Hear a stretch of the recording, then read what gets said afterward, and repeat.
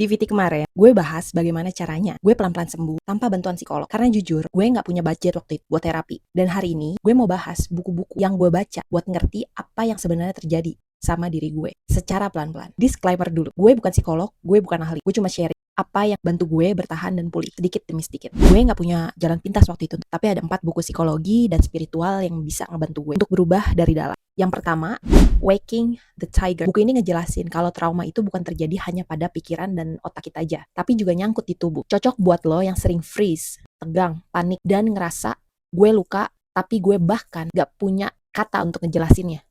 Buku ini cocok buat lo. Yang kedua, Why? Why has nobody told me this before? Buku ini terkenal banget. Praktis banget. Kayak toolkit untuk kesehatan mental. Cocok buat lo yang lagi anxious, down, burnout, dan butuh langkah konkret biar nggak tenggelam sama pikiran lo.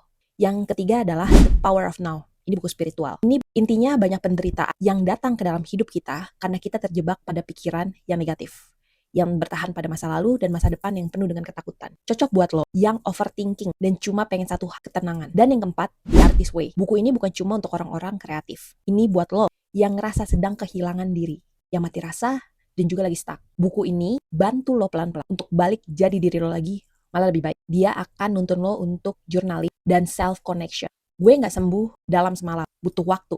Tapi buku-buku ini ngebantu gue untuk pulih perlahan, mengubah mindset gue, menenangkan hati dan pikiran gue, dan juga energi gue. Pelan-pelan tapi nyata. So, try it.